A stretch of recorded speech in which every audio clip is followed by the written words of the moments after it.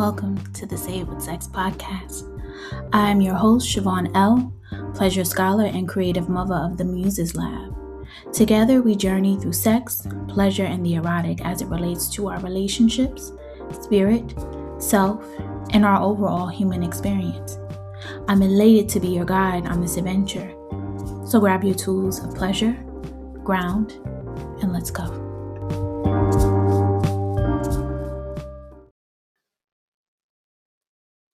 And hello. Welcome to the Save with Sex podcast.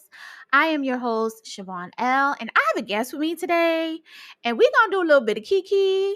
So if you want to sit in and be a fly on the wall, the virtual wall that is, join us today.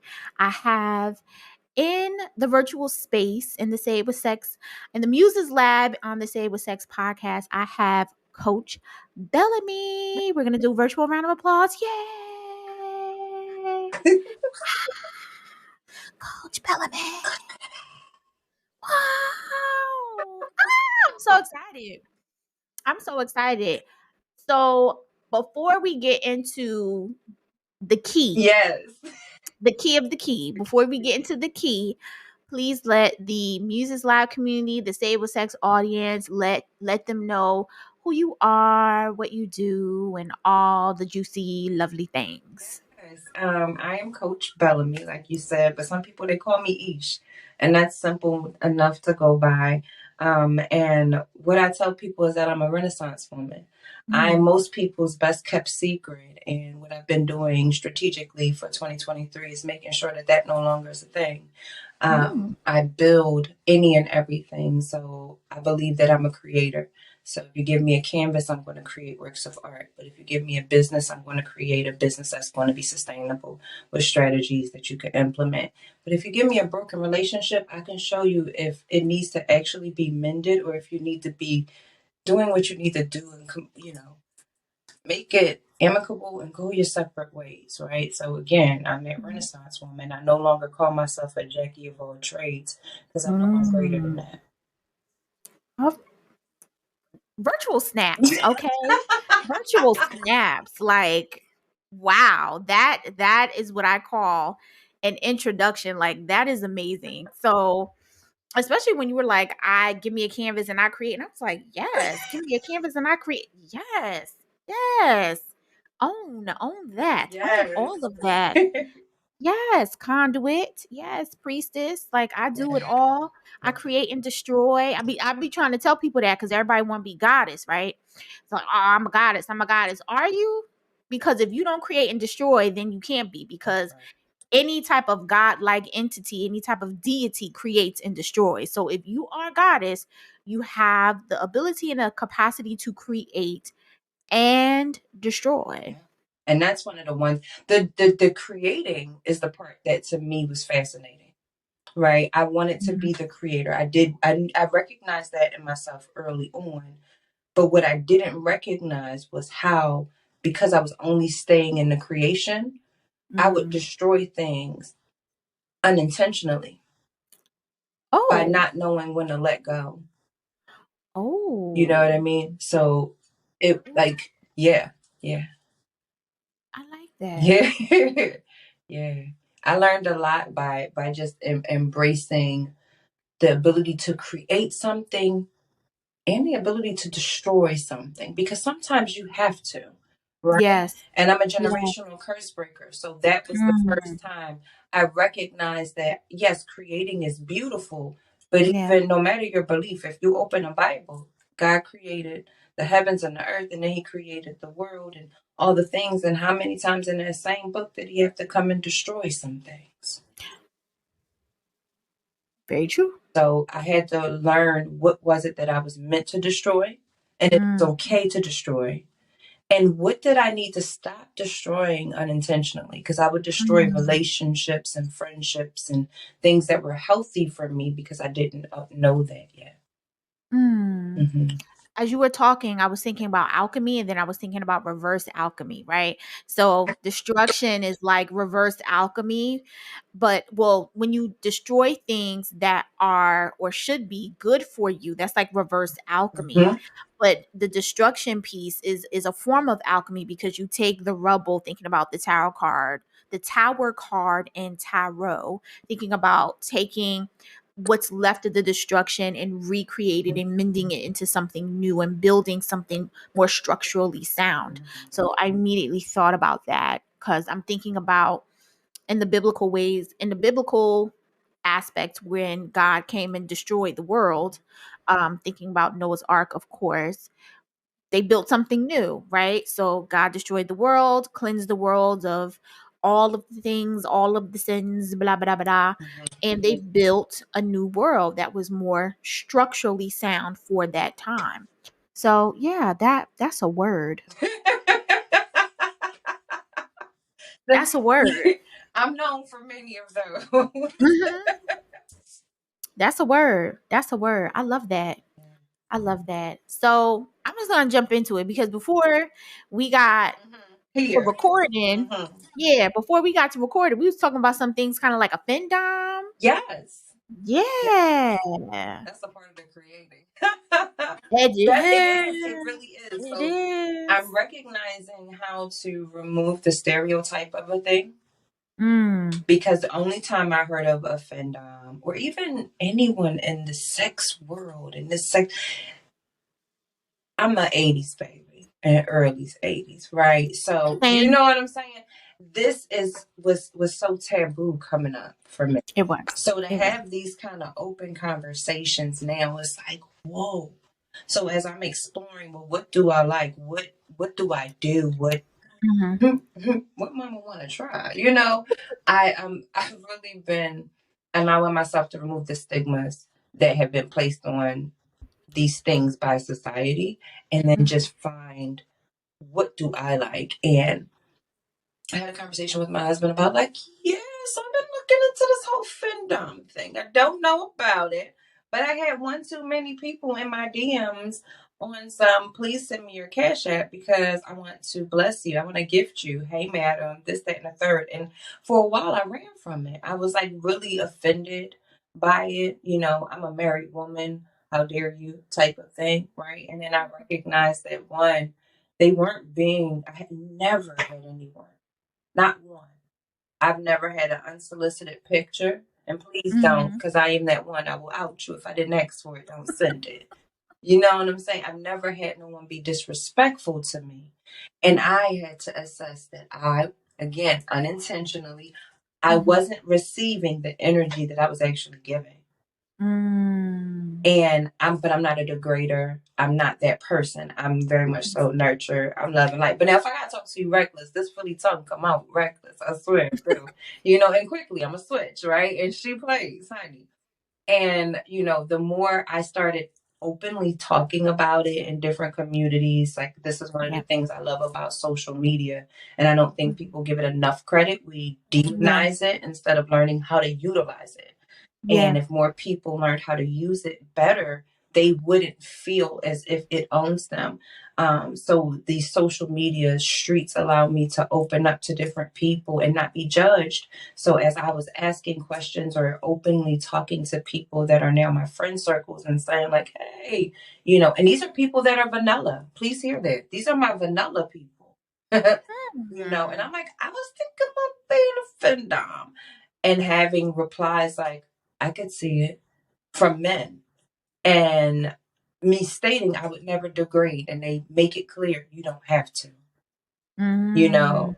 And yeah, so I'm like, okay, well, I know it's the classic terms and things like that, but if I'm not a degrader, I got to come up with my own terms. But yeah, I'm here I to love explore it. that. I love that immediately when you was like, men were my was in my DM sending me money. I was like, this boy be in my Yeah. DM say I'm pretty. And it's always after like a picture I'll post a cute picture, and it's a cute one. It's not even like my sexy, yummy shots. Like we keep those for little private stuff, but it's not even any of those. And they would go, but if I told them not to ever, like, do not do that again, Mm-hmm. the apologies that would come, Mm-hmm. like I had to sit with, okay, I kind of like that. They listen. Why are they listening to me? Mm-hmm. Yeah. Yeah, so like as I'm listening to you, I'm also thinking about in order for people to say that they are in their god or goddess or however they identify with that, in order for them to say that, you have to be able to give and receive, right? So you have to, in order to embody that expression, you have to be able to receive. I have said this, and I'm gonna keep saying it because I'm gonna keep putting it out into the atmosphere. I'm in my receive era. Yes. Yes.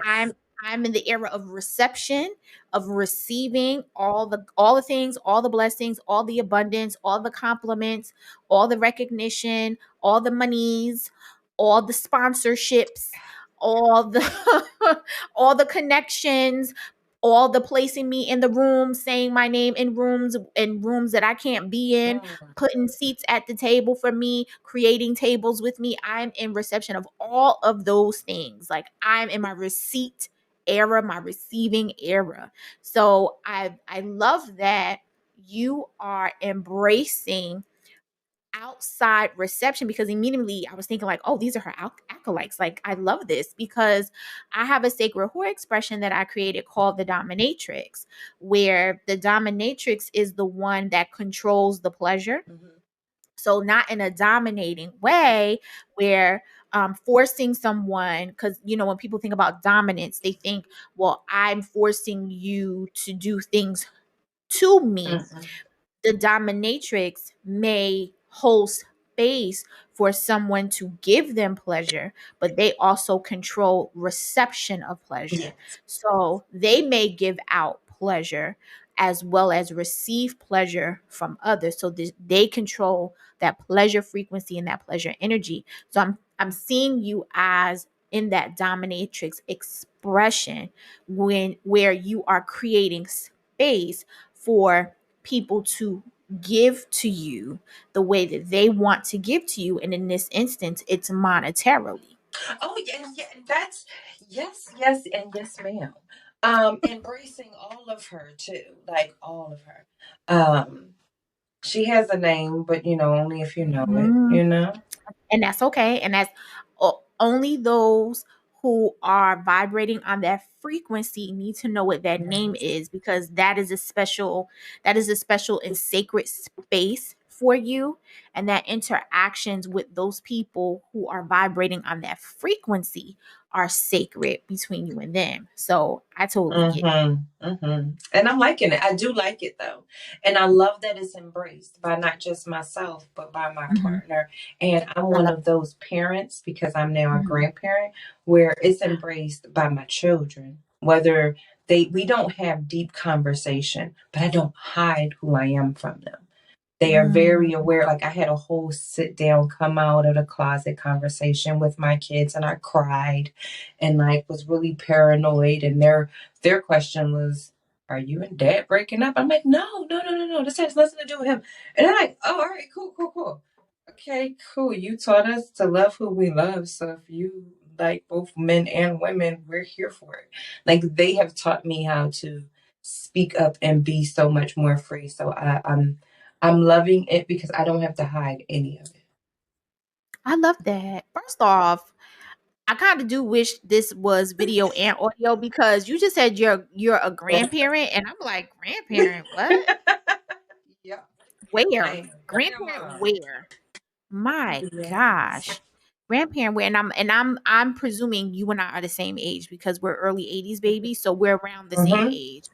So I'm just like, first of all, we don't even look the age that we are, Now first let's off. talk about that part. We're not gonna talk about how we still look like we're. Listen, I'm gonna give us 30s, but we could hit a 27 on a good side. I mean, on a really good Really day, good like side. my normal is, That's oh, I that's think a we're no beat. I'm just like 25. you 26, 20. someone asked me, my daughter, we went somewhere and they were like, "Oh, you and your sister." She was like, "That's my mom." Like, she does not like, "That's my mom." And she'll tell me, she'll be like, "Mom, you look like you my teenage sister that's in college." Mm-hmm. I'm like, "Thank you." Mm-hmm. Yep. I could walk on a college campus now and be mistaken for a Yeah, student to this day. easily, easily. Without a backpack. I'd be like, "Can I have a whole briefcase, sir?" They won't. They now we just look like we're a business Yeah. major at this point. We just look like we're majoring in business, And that and it's would our be my dress up day. major. And it's our dress up day. Like, oh, like you about to go to class, like, oh, today's your dress up day. Cause you know all business majors have like a dress up day Yes. where they have to wear their business attire and show up, looking ready for work. Mhm. So now it's just looking like my dress up day. Like I chose Wednesday to be Yeah. my business dress up Yeah. day at this point. That's it. That's it. So yes, I'm grateful for that. That's those jeans, it don't crack, Yeah. It don't crack. Yeah. It don't crack. Long as you're not a troll and take care of That's it. yourself. Cause That's black the people will part. be trolling. Like, that's the part where I will say I have some pictures of me where, especially when I was almost 300, Mm. I did age. I had aged, but I also wasn't taking care of myself. I couldn't. And I Yeah. have a story, but I'm gonna save that for we. That's a deeper. I'm gonna keep it in a sexy mode. But Mm.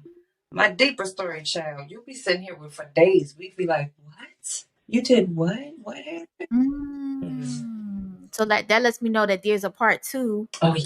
And yeah, there's a part two. I love Mhm. that. I love that because we all have a story Yeah. and we all have a journey that has got us to where we are now. And so many people can be inspired by that story. So I learned telling my truth is not just therapeutic for me, it's also therapeutic for anyone who's listening because I never know who may be experiencing something similar. So when I share my story, I empower myself, but then I empower others who listen to be encouraged to share theirs or go forth, whatever the prompt is, but they feel empowered because they know that they're not alone. So Yes. I think that's awesome. Yeah. Even the conversation that we're having now, like somebody might be interested in being a femdom or not know that such an archetype exists, and it's like, oh well, let me do my research and find out what that is. Like I feel like I have this dominant personality or expression that I want to sink into and that I want to embody. So let me go figure out how to do that, like even that, because I feel like us in particular black women and femmes, we need to feel comfortable tapping into our layers and our nuances as it pertains to sex and pleasure because we are coerced and forced to be into this like purity culture. Like I stopped people from calling me queen, and the reason why I stop people from calling me queen is because the way some black men archetype or describe queen, it doesn't resonate with me. Mhm. So like you're a queen if have some sense of modesty, right? Have some sense of modesty. You're not out here, hoeing on a stroll or, having a whole phase or being sexually expressive. Like, oh, queens don't act like that. Queens don't do this. Queens don't do that. So don't call me that. It's funny because I read in the most narcissistic book. Yes, I said it. I'm going to be the one to publicly say it. The most narcissistic book I've ever read before in my life, and I cannot get past the 20s in the laws, the 48 laws of power.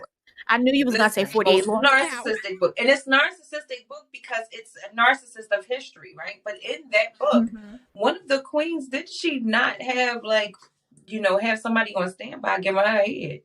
Let's talk about it. But I digress. Most of I them just I do. like bringing up the facts of the things because at the end of the day, you know, um, but no, just to go to what you were saying though, I believe in like you said, speaking your truth. But one of the Mhm. things I've been really, really honing in on is helping people to speak their sexual truth and find their sexual desires because it helps you in the rest of your life, right? And Yeah. all the other avenues of your life. When you don't hide yourself sexually, and I just journaled this the other day. When you remove sexual shame, we talk about Yes. sexual trauma, but we don't talk about sexual shame as often as we do trauma, because the Yeah. trauma is trauma, it's traumatic. But shame comes from so many layers. And you and I, being peers, we were raised by the generation that was told if you touch your Peter, it'll fall off, right? Because we Yep. weren't Yep. allowed to say dick. We didn't Mm-hmm. say pussy, we called it flower. And then people were trying to figure out how those flowers got touched. You understand what I'm Right. saying? So, like, Yep. we're from a generation where there's so much shame on us when it comes to Mm-hmm. sex and sexual conversations. And if you have them, then you're a heathen or deviant, all of these negative Mm-hmm. annotations, and that puts so much shame on you. What happens in that sexual shame is it just shames you. You begin just shaming yourself. So Yep. as you're parenting, you're questioning what kind of parent you are. You're questioning what kind of partner you are. You're questioning what kind of worker you are, and you don't see the correlation, right? And what happens is you begin to divide all aspects of you, and then we get burned out. We're tired. We're stressed. Compound that with not eating right. All of the things. This is all this ripple effect, and I'm not saying per se that sex is the root of it. But if even in Napoleon Hill, he dedicated a whole chapter to sex transmutation. And in that Mm-hmm. chapter discussed how sexual energy is the highest transmuted energy that there is. Mm-hmm. So if that's the Correct. case, then being shameful of who I am sexually, as long as you are not hurting or harming anyone and you are operating in a space of consent, no, there's Yeah. nothing to be shameful of.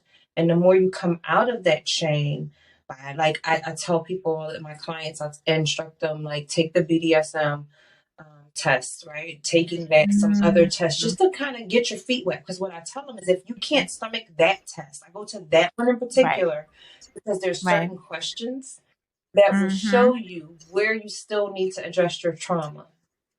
Yeah. And then there's questions that will show you where you need to address your shame. And there's Yeah. questions that will show you where you judge others. Mhm. Yeah. I Mhm. love that. So to affirm you, right? Before this was the Muses Lab, I probably say this on every other podcast episode. Before I was the Muses Lab, because sometimes I forget that it's me. I'm the Muses Lab. So before then, I would say it with sex. And I created Say With Sex with the idea that who we are and our sexual expression translates across every aspect of our life. And as you're talking, I'm like, that's Say With Sex. Because that's the root of why I started this work, really just uncovering our sexual archetypes. So that's how I Mhm. started with sexual archetypes and then evolved into sacred whore archetypes. Like that was the evolution of that. And then I had this what's your whole type quiz. Who you I'm gonna are, take these who quiz, honey. your whole archetype is a part of your expression, and that's something that maybe that you need to tap into, and that kind of leads into the pathways of pleasure. So you have 4 pathways of pleasure: sensual pleasure, conscious pleasure, artful pleasure, playful pleasure. So all of these Sensory things, pleasure? that's the sensual pleasure is Oh, sensory. oh, okay. So they are the same. Thank you for that. They they are the same. So because we connotate pleasure and sensual with sex, people don't realize that sensual is actually your Mm-hmm. senses. So when things are sensual, it's because it's activating all of your senses or some of your senses. Whatever is activating your senses is sensual, right? So people can look sensual, right? But also you're looking at their expression that's sensual. It's arousing you, that's feeling, right? So it's arousing you, it's prompting some thoughts, it's having some type of activation in your body. That's sensory. That's sensory, that's sensual. So, say it was sex, the core of that was all of those things. And then I had some spiritual things that occurred, and then I had to drop the name Say It Was Sex, and then the Muses Lab started, and I just reincorporated Say It Was Sex, more of an immersive experience. So, Say It Was Sex is the sensory immersive experience. We do the podcast.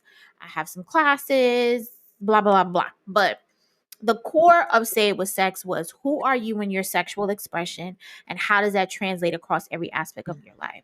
So if you have a dominant personality, oftentimes we know people with dominant personalities in the boardroom are not as dominant in the bedroom. They become a bit submissive in the bedroom. However, sometimes that dominant personality in the boardroom translates into the bedroom as well. Or you may have control challenges, don't want to call them issues. You may have some control challenges in other aspects of your life. Maybe you are dominant at work because you feel like you can't control other things in your life outside of work. So work feels like the thing for you that you're able to control. So if you feel like you're not in control during your sexual engagements and your times with your partner, what is it about you not having control that makes that is a disconnect? So what is it about you being in control at work that you can't translate into the bedroom or into any other aspect of your life, right? So you look at how you show up in the bedroom, how you show up in pleasure, and see where the correlations are or where there are Mhm. gaps in your everyday life, and how you can bridge those And that's gaps. how I had to ended up taking the test, because Mm-hmm. I'm exactly what you explained about the normal, your typical dom or your typical Mm-hmm. sub, right? A sub at Yep. home is someone who's typically dominant in at work, but someone who's Mm-hmm. submissive at work is typically dominant in their home. I've always Mm-hmm. been a switch. Always. Same. So Same. I literally flow with the energy, and I'm a cancer. So like I go with the flow. I'm here to rock and roll, what we doing. So, and I can go into whatever element and become what's needed in that moment. And what I noticed was, when, or not noticed, but when I started to cultivate healthier relationships, Mm-hmm. Mm-hmm. I find that in work, I am Yeah. technically the boss, Mm-hmm. technically the boss, but I'm not, because I believe in collaborative, just like my partnership. Because Yeah. I'm a Yeah. switch. I don't want to Yeah. be neither dominant nor submissive. I Mm-hmm. enjoy, and that's the thing that I found was, hey, switch means I walk the gray. And I found old content of me discussing how I walk in the gray, and how that's where I stay, is in the gray. And I'm like, why do I keep talking about this gray? Because everybody's black and white. No, you can't be in the gray. And I'm like, no. And then I took the test, and it's like, because I'm a switch. I'm literally in the middle. You can't pull me to one side or the other. Like, even when, Yeah. if my sub is 70, my dom may be like 74. But everything else, my rigor is 69, so is my broke bunny. Like, I'm literally the same either way you go. Hmm. I think that's interesting. First of all, I think it's interesting that you highlighted your sun sign as a Cancer. However, you move mutably, like you are a mutable sign. So it makes me think somewhere along there you have some mutable placements that could be Virgo, Pisces, I Sag, got my rising Gemini. as Sage. Mhm. See, I knew that. I was like, yeah, she said Cancer sun, but she talking about being mutable and being a switch. That's not Cancer. I'm like, yeah, she a mutable sign somewhere, because that's not cardinal at all, which is so interesting because I'm a Sag rising. So Mhm. I recognize when people are mutable and just are adaptable. I think that Cancerian energy gives off that nurturing aspect, which is probably why the Doms, the what they the Yeah, piggies, that's what pig pens. Mhm. pig pens. That's why the pig pens come to Mhm. you, because they gravitate to that nurturing energy. And because you have that mutable aspect to you, you can be the nurturer, but then you can also say, these are my rules and my guidelines. And if you don't follow my rules and my guidelines, this is over. I like that. And when it's over, oh my goodness, they don't Oh, like it. it's no, they don't like it, because now they feel like you have excommunicated them from your energy, because a lot of this is just really energy and its frequency. And I've talked about this before, like when you have strong sexual energy and you attract particularly cis hetero men, and you are that type of person that has really strong sexual energy, you got to ask people what they want, because those men will gravitate to you thinking like, oh, we supposed to fuck. No, we not. I don't know that yet. I need to figure out how I'm supposed to interact with you, because you may just want to create with me, right? Because we know sex is creative energy, right? You may just want to create with me, and not in a penetrative way, but in more of an Mhm. artistic way. You may want to create with me in that way. We may be potential collaborators on a project. We may be business partners. So we may be making a metaphorical baby that doesn't necessarily we are coming to make a physical baby or to intertwine physically our sexual energies together. I need to figure out how I'm supposed to interact with you before I automatically assume that this is romantic or sexual or lustful. So that's important when you have that strong energy, because men's cardinal, particularly cis hetero men, their cardinal energy gravitates to that. Like your pheromones, that frequency, they gravitate to that, and they automatically like, ooh, pray, yeah, So like I that's want one to. of the things that I'm grateful for. Was it? Mm-hmm. That's not my journey. I That has love that. not been my journey since childhood. Please hear I that. love that. Right? Once I don't know in the things that young Aisha had to experience, but there was something in those teenage years that clicked on in me. And what I recognize is, even though my husband said I don't look androgynous, but I have very androgynous energy, right? So Mm-hmm. what I attract is not just hetero cis men. I attract people who don't even know that they question their sexuality. I've had Mm. men who were bisexual that I didn't know were bisexual, because when we dated, they didn't know they were bisexual. And I helped to bring out certain things in them. I've dated women who didn't even know that they would be with a woman, and I brought things out of them. But no matter what or who, people don't tend to come to me. I like Hmm. they come to me, but not in like, oh, I don't know if it's well, I know it's the energy that I give off. I don't give off the energy Yeah. of do that. What they do is kind of like what the animals do with me. I have this thing with Mm. dogs, especially, where they will stop and they bow. It is the coolest thing that they do. Like, yeah, it is the coolest thing ever. We had one time during the pandemic, and I'm not gonna hold you, I enjoyed it as a black woman, going So did to a I. restaurant, and this dog, white guy walking his dog, the dog stopped him, and it did little pug. I was like, "Hello, thank you, friend," because I all animals, insects, they're my friends. I'm Snow Black. That's what my family calls me. But that's what men do, women do sometimes, and it's not in a like bow, like obey me thing. It is a It's reverence. yeah, and so I don't get the They wait.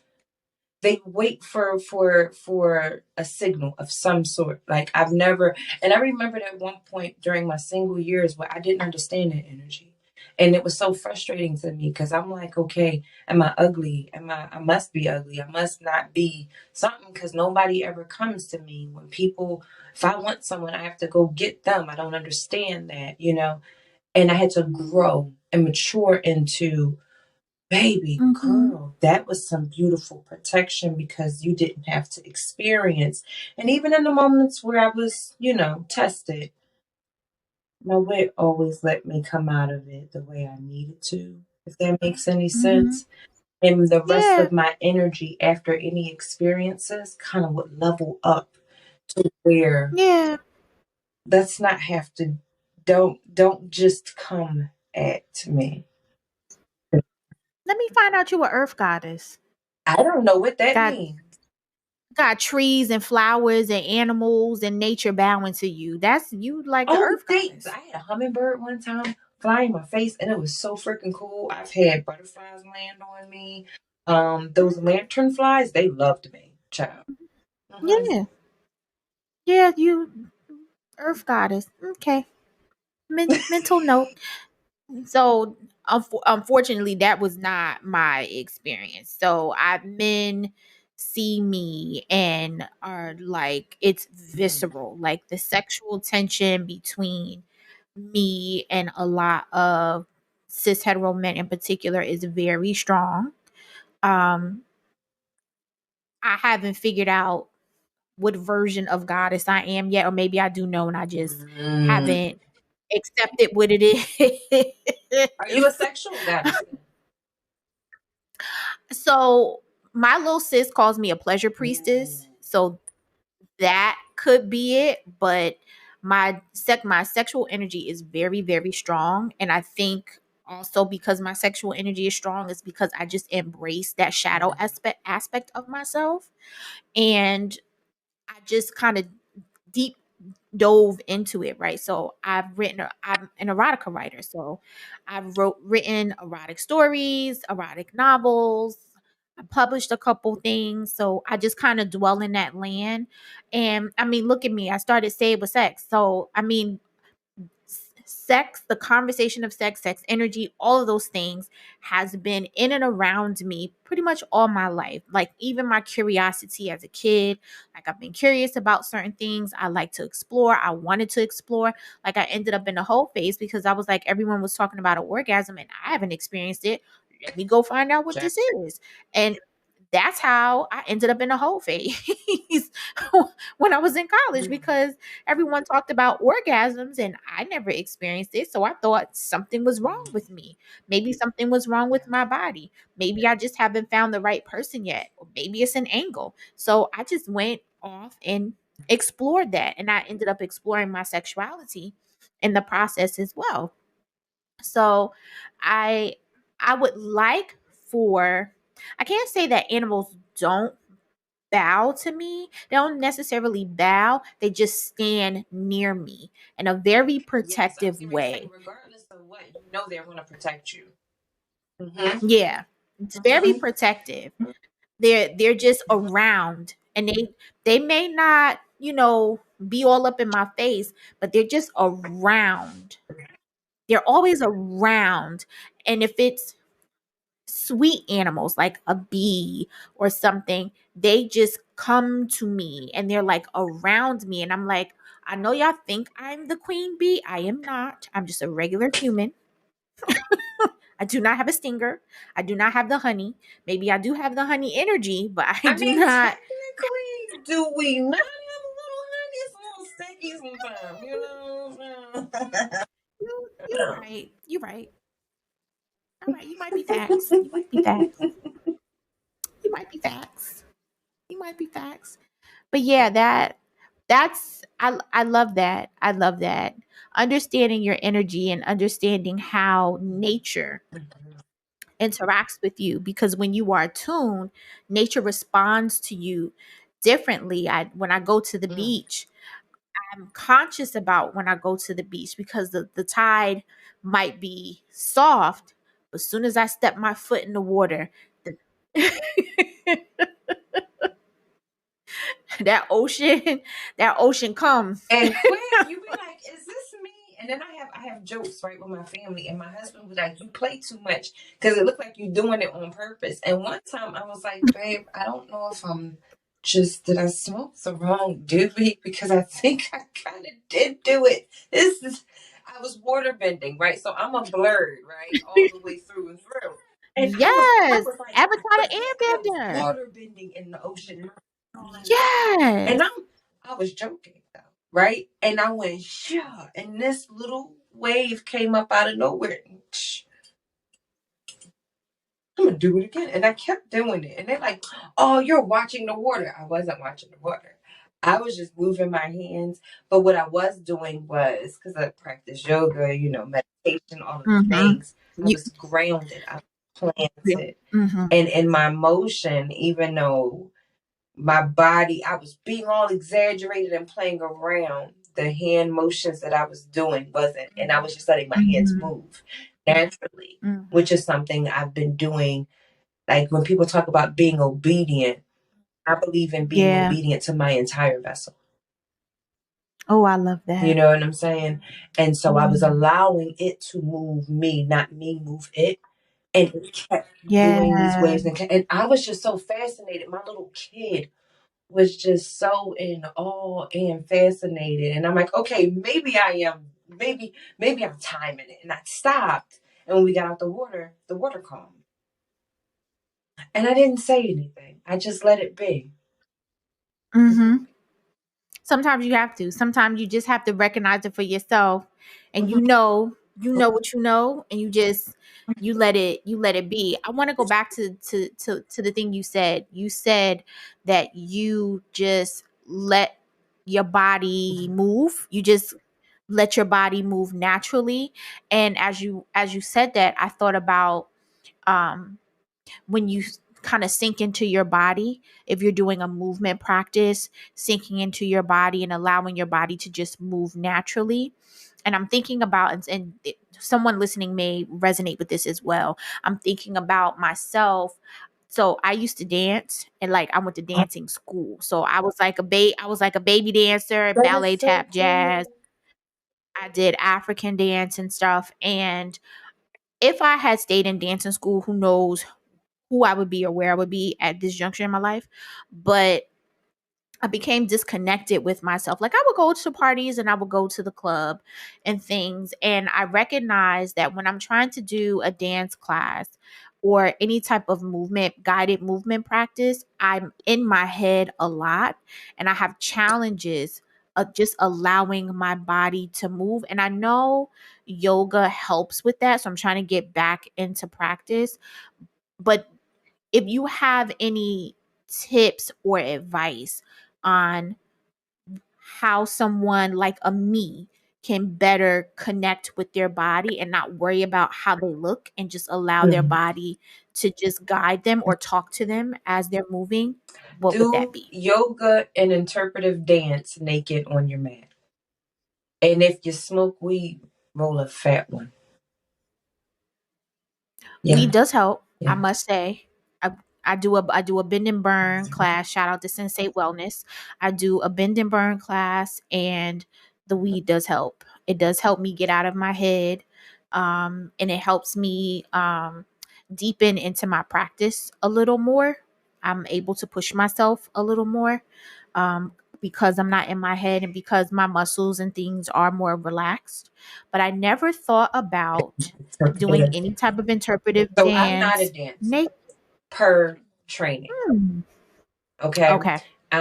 But when dancers see me and I do certain things, Mm-hmm. I have had formal training or some kind of training to them. Mm-hmm. And it is not. It is Hmm. whatever ancestor that sits in this vessel as well as the spirit that you Yes. see you speaking to right now. When I want to Mm-hmm. move my arm and do a thing, it just lets me move. And I think of how I want to feel. And it gives me Mm-hmm. the expression and the movement that goes with it. Right. And I do that and then I do yoga at the same time. So I'll, Anderson Paak, his album, Oxnard. Love Anderson. Love him. Oxnard, Love I would Anderson. go every freaking morning like clockwork and walk to this cafe to go and get a cup of coffee and a Danish just so that I could have my mental I would in my mind, you know how like we're from the generation of like people had theme music, right? And Mm-hmm. Oxnard Yep. starts Yep. off, it is it's Yes. straight freaking Yes. theme music. And I would walk down the street to the same song, but do different dance and movement and like have my Mm-hmm. own little video in my own little mind, get my stuff, come back. And I would sit on the step in Philly at 15th and Girard in front of these red doors and I would just sit and greet people and I would smoke and sit and tell people that they looked nice or say hi to the people who didn't have a Mm-hmm. smile. And then I would go in my house, take all my clothes off, and I'd roll me another blunt. And then I would dance and do yoga. And that was a part Mm-hmm. of me not just being able to get to a place. This was a part of my therapy. I'm a disabled veteran. I went to Afghanistan and came home with multiple injuries. So I used to have a wheelchair that had to sit in my car, and I used to walk with canes. I was supposed to have a walker, but I refused it. I used to take 32 pills a day, and I was almost 300 pounds, a size 24, from medicine. Not because I ate, but medicine induced weight on me. So this was a part of taking the clothes off. I had cut my hair at that point, and I still had weight on me, but I needed to, like you said, have the space of how do I get out of my head with my own body? And the only way to do that Yes. is to remove everything and see who you are Mm. and build up the courage to do all of these things, but in front of a mirror in a year from now. And then build up a courage to do all Mm. of those things, but in front of your camera that you don't share 2 years from now. And you keep doing it and you keep doing it and you keep doing it until the day that you no longer have to do it. It just does it. I love that. Wow. Sure. Thank you. Thank you. Thank you for that. Yeah. Yeah. Now I feel like, oh, now I want to go dance naked in my room. No, for real. And I start my favorite dancing what to get there and to get into me. This is the big secret. Shadow dancing. I still had no clothes on. I did yoga, Mm. but it would be between, I would wake up at witching hour. And I did this after my cousin's transition. It was what, for me, this was the part of not going crazy after watching a loved one Yeah. pass. And Mm. I would dance with my shadow. And I have pictures of me and my shadow on the wall right in front of my bedroom door. Not a lot of space. So to anybody that's listening, when you're like, oh, she probably has this, no, real modest. Please know I'm on my grind. Mm. And when I get there, I promise you, you'll know, Mm. because I'm gonna have institutions where you ain't gonna have to worry about how your space look. I'll have spaces Yes. for you. But don't worry about how your space looks right now. Do it. Because it was something Mm. about seeing me greater than myself. There was something Mm. about, because it's me. This is my shadow. And that was my Yeah. connection with my inner God. That was my connection with seeing the God self, the God in me. I don't say God as I God. Oh man. And I started to be able Mm. to appreciate, not worship, but Yeah. appreciate what dwells in me. Because no matter what religion, we're made from the highest of all, right? So Yep. Yep. it allowed me to see it. Sometimes when we're in such a narrow mindset of ourselves, you don't Mm. even think you could ever be that big, you know? Mm. And it let me, so taking all my clothes off, openly allowing myself to smoke the cannabis, listening to Anderson Paak. Shout out to him. I know one day the brother won't hear this. And please know, sir, you helped save my life. Thank you. Thank Oh, I you. love that. And dancing and doing yoga naked and sometimes in pure dark. I would make sure the room was completely dark so that my light was the only thing that shined on me. And I dance with my shadow on the wall. At least an hour. Make sure you Mm. sweat. It does something. Mm. I love that. Thank you. I love that. I'm looking at time, then I'm like, I got another question. So you mentioned when you were dancing in like watching your shadow, dancing with your shadow, it was not in a space of worship. It was just acknowledgement, right? Appreciation and Acknowledging acknowledgement. Yes. appreciation and acknowledgement your the greatness Yeah. of yourself, because essentially what that made me think of is like you dancing with your spirit or you dancing with your higher self. Yep. That's how it connected in my head. How do you feel though about body worship? Because I talk about that often. So I don't know what that is. Because I think that Okay. sometimes what people will say is worship, I see as appreciation. Mm-hmm. It's just a Mm. difference in what word we decide to use. Got you. So how I think about body worship is in the vein of I well, no one's going to know today when they said, but today is March 29th. And today on March 29th, I posted about could you see yourself as the living altar? So when I think about, or when I talk about body worship, it's in relation to your body being the living altar, right? So you're worshiping yourself, you're venerating yourself, you're exalting yourself, right? So seeing yourself as the living altar, you pray over yourself. Seeing yourself as the living altar, you bless yourself. Seeing yourself as a living altar, you adorn yourself. Seeing yourself as the living altar, you cleanse yourself. Seeing yourself as the living altar, you speak over yourself, right? You come to yourself in prayer, right? So when I talk about body worship, worshiping your body, exalting your body, that's in the vein that I'm speaking Okay. of. And that, so this is where I'm about to, your viewers are gonna be like, what did she just say? Just like I don't actually worship God, I appreciate God. I'm grateful for God. I don't actually worship me. I appreciate me and I'm grateful for me. And that's because I Mm-hmm. recognize that saying the word worship creates a trigger within me that keeps me from doing anything. Okay, I got you. I got you. And I feel like I had this conversation with someone before. Matter of fact, I had this conversation with Lily in our episode talking about performance and pleasure. We both were saying that language is important because sometimes when you say certain words, it triggers something, it activates something in someone's body. So you have to be fluid in your language so that you can get your message across. Because if you say a specific word and it doesn't and it activates someone, they're going to automatically shut you out because that particular word is associated with a specific traumatic or shameful occurrence in their life. And regardless of whether they've overcome it or healed from it, it's like a Mhm. red flag And for that's and I'm not even sure where or why, and it may be layered. You know what I mean? I had different them. from foster homes that was pastors to coming up in church and Yeah, stuff like that, but then also certain experiences that were not the greatest in childhood.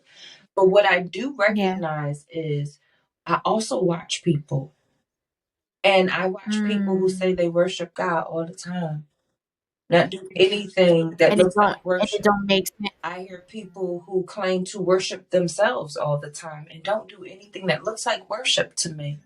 So if Mm. what looks like something I would want is appreciation and gratitude. That's all I've ever wanted is appreciation and Mm. gratitude.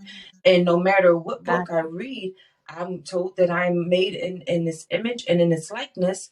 And therefore, if I want appreciation and gratitude, then they want appreciation and gratitude. So right. I reverence and appreciation and in gratitude and but I do all of the things now. When you say like adorn, right? I Mhm. purposefully adorn the way I adorn, Yes, right? Now what people would think because I have crystals on, because those of you who can't see, I'm all crystal down. I wear them as you should because be. I like them. And I also wear them Yes. because I'm allergic to fake jewelry. So it helps me to not Mm. have no jewelry on because I feel my regal. I feel royal when I have chains around my neck because I know that I I am love that. of that, right? So yeah. Yeah, I love that. And it made me think about, so I did a class called Heal Thy Pussy.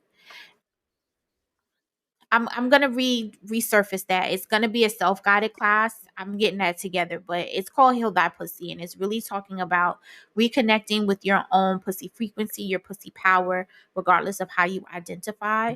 And one of the things I talked about is pussy has been hard for people because we're told that's a nasty word. You can't say that. Like how we were talking intergenerationally, I was not allowed to say pussy because it was nasty, it was dirty, or people who have no Yeah. cool to say pussy.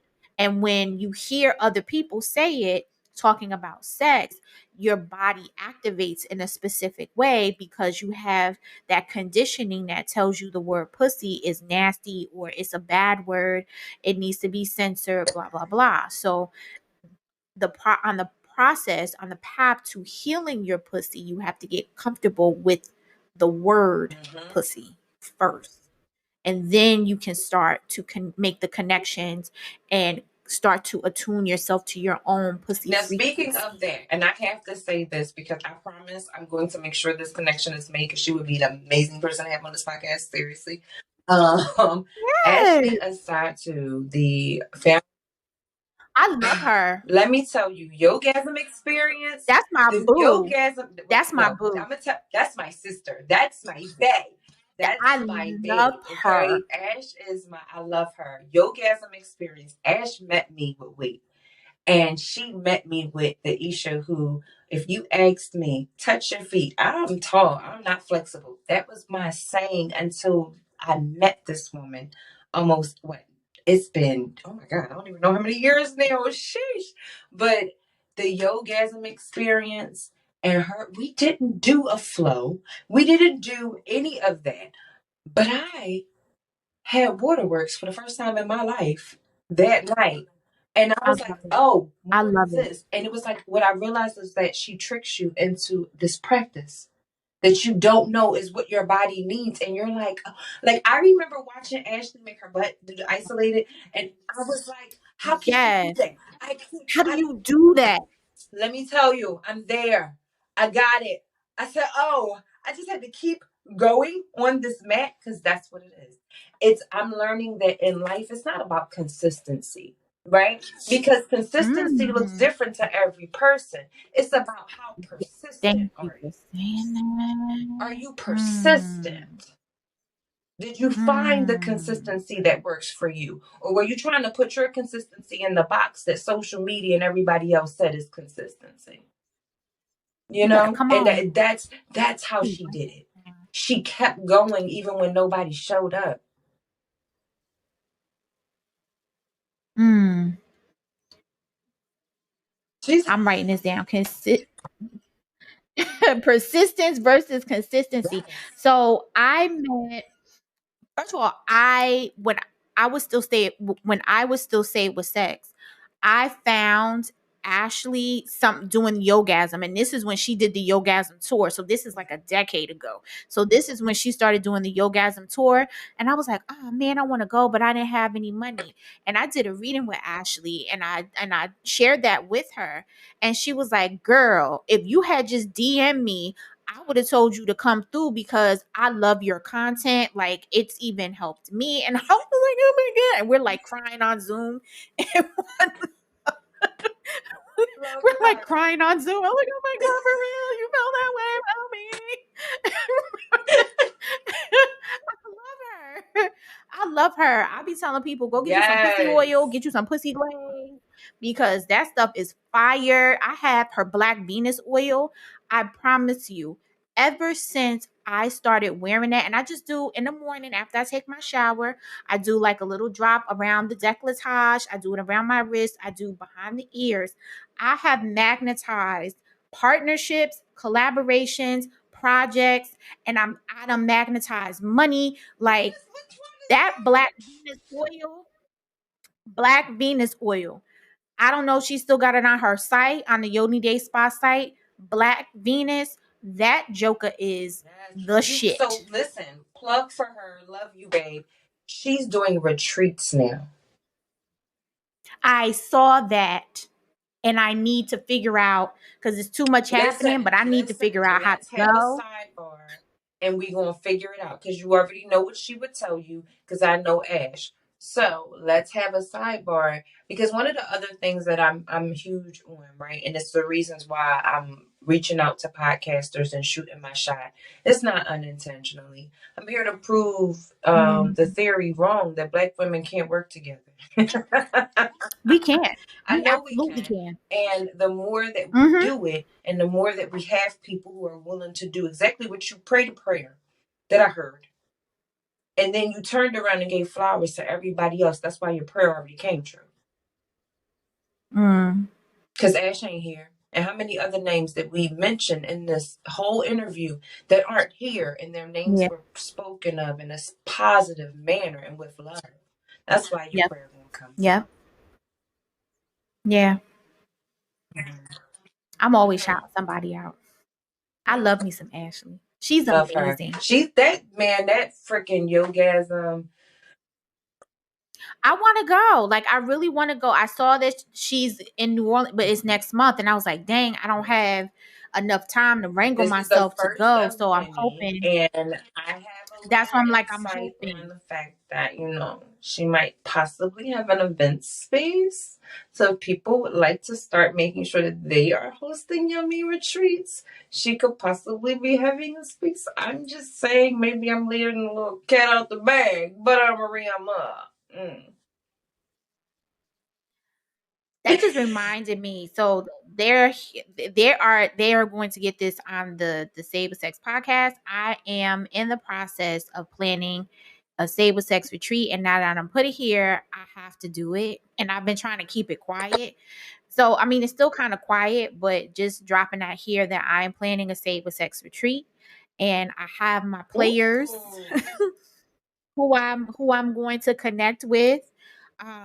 But also the Save with Sex retreat needs to have some semblance of sponsorship. So if I can get the retreat 70% Okay. sponsored, that would be awesome. Also putting this here That's because better. I'm putting this out into the atmosphere. I would love to have the retreat at least 70% sponsored. Because I have an idea. I want to be in the Ooh, desert. talk to me. Yeah, Um, yeah. yeah, I want to be in the desert. Yeah, And that's all I'm going to yeah. say. Like, I want to be in the I'm desert. already picking up what you're putting down. All right, and I'm speaking it, and I'm speaking it, and we gonna be there. I can't wait for the dates, honey. Yes, yes. Mhm.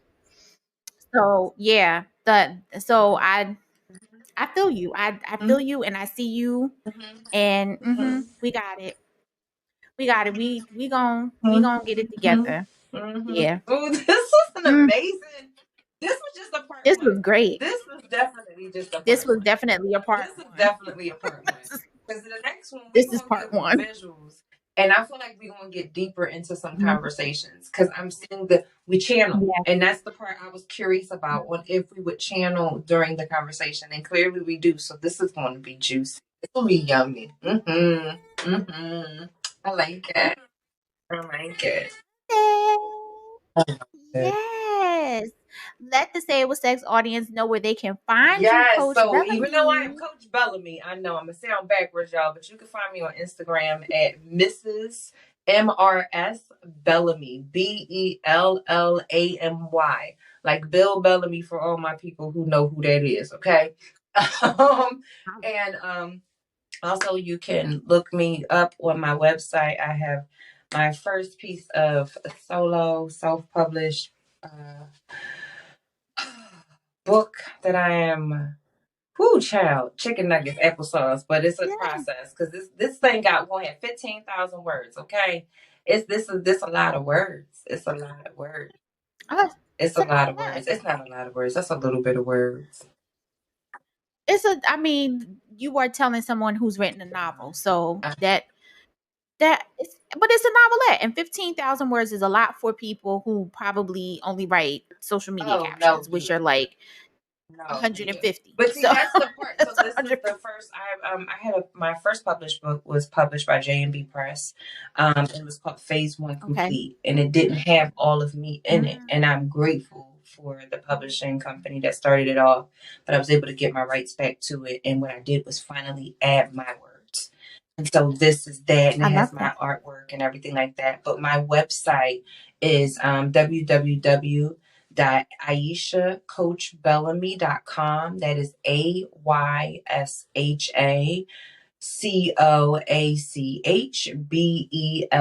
AYSHACOACHBELLAMY.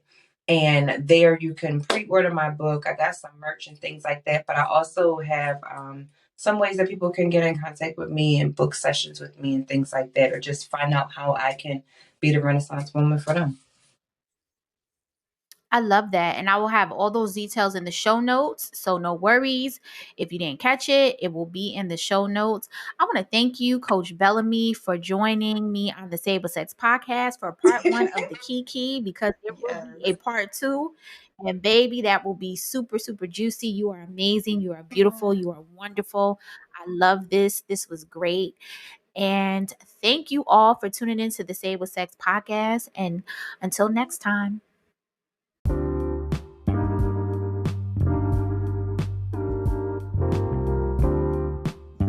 Thank you for tuning in to the Say It With Sex podcast, an audio experience of the Muses Lab. If you like this episode, be sure to share it with like minds. And if you're down for the get down, subscribe on your favorite podcasting app and never miss an episode.